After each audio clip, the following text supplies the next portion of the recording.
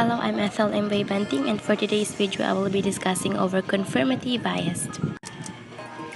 So first, let us define first what is conformity bias.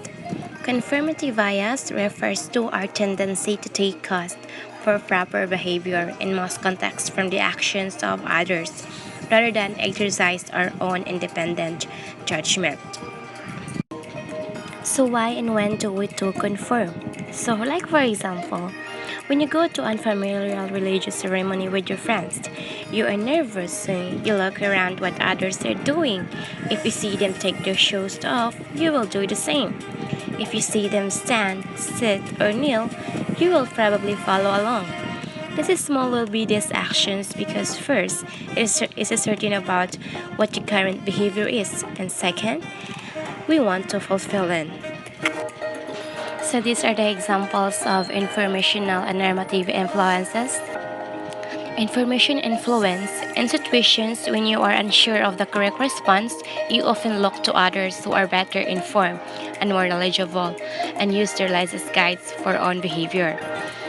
Normative influence, it is where an individual publicly conform to gain social acceptance and avoid rejections. So over time, people conform more and more to grace other people to things. As previously mentioned, normative and informational influences are the most common types of conformity, but there are also a number of reasons why they are conform. First is identifications. When we conform of what we expect based on our social rules, we come to believe in the opinions, our values to be adapted and not be strongly we want to like to some particular person. The next one is internalizations. Both act and believe in recurrent social pressure, the most permanent and deeply rooted response to social influence. The third one is compliance. Changing one's behaviors while still internally disagreeing with the group. Conformity exists everywhere, even in our workplace. Often race code is an example of conformity. Conformity is not a bad thing, some level of it is a grave essential. However, some peoples are under great amount of pressures to conform with their superiors. Why conformity bias is bad for business? Well, in organizations believe in conformity bias, their employees tend up to behave the same and not come up with new ideas. It's like herd mentality, which start prevailing that causes employees to follow like herd. Company needs to allow employees to be themselves. They need to adapt what called constructive and non-conformity, which leads to higher performance, creativity, and promotes innovations in the workplace. This has also helped reduce stress levels and increase motivation. People seems to be more comfortable in making others in regarding ethical matter.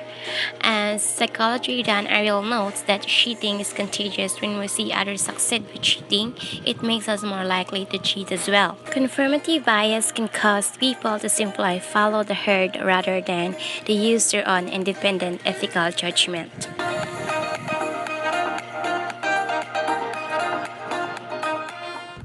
Hello everyone, I am Emmanuel BAYANG and I will be presenting to you the confirmation bias. This is Philo 101, so let's start. Confirmation bias is the tendency of people's mind to seek out information that supports the views they already hold. It leads people to interpret like pre-existing beliefs, expectations, and hypotheses. So as you can see in the picture, that people chose the comforting lies rather than the unpleasant truth. Confirmation bias is one of the most commonly addressed epistemically problematic cognitions, posing difficulties in forming reliable beliefs and correcting incorrect beliefs. It's unknown why the bias developed and persists today, given its problematic nature. Several philosophers and scientists have proposed that the bias is adaptive. As an explanation, I evaluate three previous ideas of this type before proposing a new alternative, which I name the reality matching account. Confirmation bias, according to the story, evolved to assist us influence others and societal systems to conform to our opinions about them.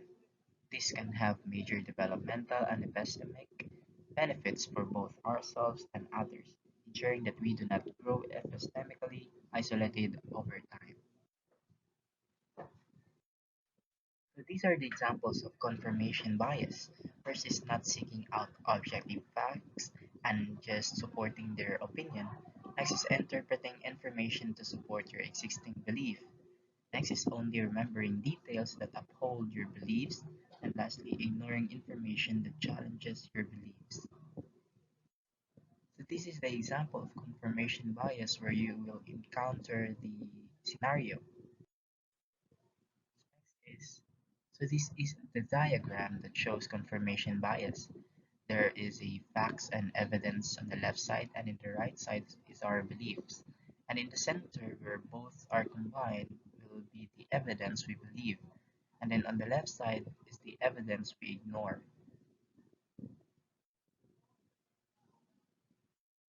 So there are 5 ways to overcome confirmation bias. First is to take it all in, don't jump to conclusions. So treat the initial data gathering stage as a fact-finding mission without trying to understand the specific causes of any identified fluctuations. Second, brainstorming the rule of three. If possible, identify the three potential causes for each unexpected data fluctuation that is identified. Why is there three the magic number? Because research has shown that auditors who develop three hypotheses are more likely to correctly identify the misstatements when performing analytical procedures than those who develop just one hypothesis. Third is flag it. When identifying potential causes of a financial fluctuation, take note of the specific information that triggered the generation of the hypothesis. Fourth is prove yourself wrong.